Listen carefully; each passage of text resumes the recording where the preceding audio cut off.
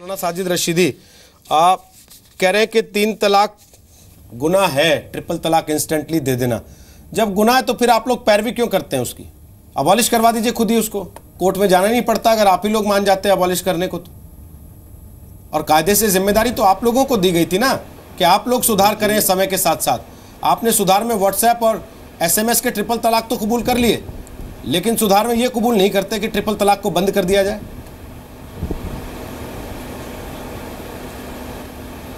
रोहित जी, एक चीज़ समझना पड़ेगा,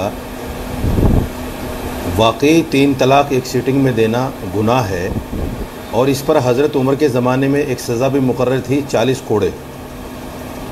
लेकिन आज हमारे साथ मजबूरी क्या है कि यहाँ हिंदुस्तान में इस्लामी हुकूमत तो है नहीं कि हम उस पर 40 कोड़े मुकर्रर करें। यहाँ हिंदुस्तान में जमहूरी हुकूमत है, इस्लामी हुकूमत नहीं है तो फिर 3 तलाक भी क्यों मानते हैं? नहीं, 3 तलाक पर नहीं, मेरी बात सुन लीजिए पहले आप। देखिए, बीच में बोलना ठीक नहीं है मैडम, सुन लीजिए, बहुत वक्त मिलेगा आपको भी और हमें भी। बात को समझना चाहिए और सुनना चाहिए। मानना ना मानना तो वो अलग बात है, कोई माने ना माने। देखिए, कुरान ने, जैसे अभी अब्दुर्रहमान आबिद साहब ने कहा, या अय्युहर रसूल बल्लिग मा उन्ज़िला इलैक मिन रब्बिक।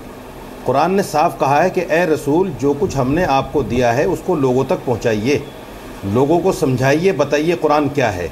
कुरान को समझना इतना आसान नहीं है मेरी बहन, आप समझ लीजिए इस चीज़ को। कुरान को आप जब भी कोई डॉक्टरी पढ़ते हैं या इंजीनियरिंग पढ़ते हैं या कुछ भी पढ़ते हैं तो किसी न किसी उस्ताद के पास जाना पड़ता है।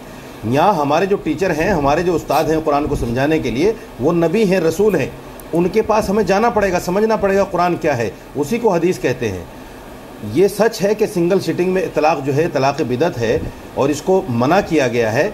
लेकिन जैसे हिंदुस्तान के कानून में एक आदमी का मर्डर करना गुनाह है, अगर कोई आदमी मर्डर कर देता है तो मर्डर तो हो ही जाता है, अब उसको आप सज़ा देते रहिए, लेकिन मर्डर हो जाता है। ऐसे ही 3 तलाक है, 3 तलाक अगर किसी ने दे दिया तो वो 3 तलाक हो जाता है। अब उसके ऊपर सज़ा क्या मुकर्रर करनी है आपको, वो सज़ा मुकर्रर कीजिए कि भाई इसने 3 तलाक क्यों दी है। मैं हुकूमत से ये कहना चाहता हूँ, कोर्ट से ये कहना चाहता हूँ कि आप जो सिंगल सिटिंग में जो आदमी 3 तलाक दे रहा है उस पर कम से कम 10 साल कैद बामुशक्क़त की सज़ा दीजिए, ताकि कोई आदमी सिंगल सिटिंग में 3 तलाक ना दे सके। ये हम भी कहते हैं, सज़ा दीजिए उस पर। लेकिन ये कि कुरान से 3 तलाक को हटा दिया जाए, क्या संविधान से उस मर्डर केस को हटाया जा सकता है जिसको आदमी करता है और फिर उस पर सज़ा होती है? नहीं हटाया जा सकता। ये एक लॉ है, कानून है हिंदुस्तान का, नहीं हटाया तो सर, कुरान हमारी हिंदुस्तान का, उसकी आप दलील देते हैं बार बार, उसको अपनी ज़रूरत अपने फ़ायदे के हिसाब से मानते हैं। आपने खुद मान लिया कि कोड़े देने की सज़ा हिंदुस्तान में नहीं हो सकती, लेकिन 3 तलाक को आप मान्यता देना चाहते हैं हिंदुस्तान में जमहूरियत को मानते हुए भी। नाइश हसन, इनकी दलीलों से कितनी सहमत हैं आप? मैं वापस आऊँगा आपके पास, लंबा समय मिलेगा आपको। नाइश हसन बोलिए, फिर ब्रेक पर जाएंगे, फिर तायरा जी आपके पास आऊँगा। जी,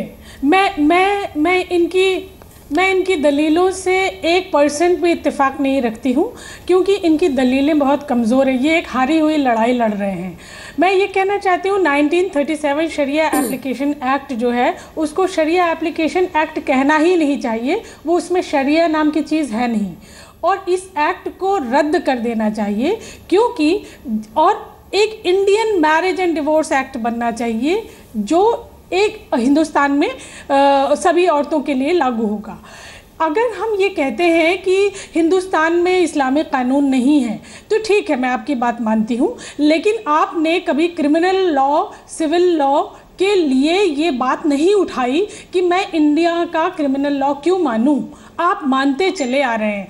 आपने अपनी मोहर हिंदुस्तान के संविधान पे लगाई है, उसे एक्सेप्ट कर लिया है, और इस नाते आप ये कहने के हकदार नहीं हैं कि हिंदुस्तान में शरई लॉ नहीं है, तो आप फिर क्रिमिनल लॉ के लिए भी वो ले आइए। मैं तो आपसे कहती हूँ आप लोग ड्राफ्ट लाइए, शरीयत की रोशनी में क्रिमिनल लॉ के लिए भी शरीयत का एक्ट लाइए।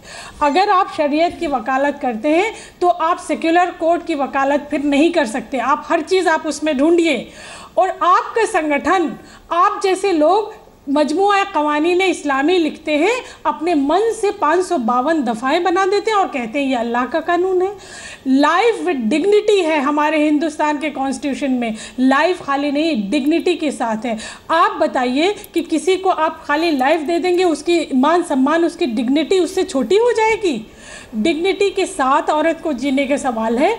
और अब लिखा हो या ना लिखा हो, मैं कह रही हूँ रिलीजन को एक तरफ रखिए, आप लोग फॉलो करिए। जैसे हिंदू रिलीजन में तलाक नहीं है, लेकिन 1956 में हिंदू डिवोर्स एक्ट आया। उसी तरह अगर मुस्लिम में है ये सब, अकॉर्डिंग टू दैट मौलाना अगर वो मानते हैं तो आप रखिए, लेकिन हिंदुस्तान में ये चीज़ों को लागू करने के लिए आप कभी फोर्सफुली किसी को ये नहीं कह सकते, आप दबाव नहीं दे सकते। ठीक है।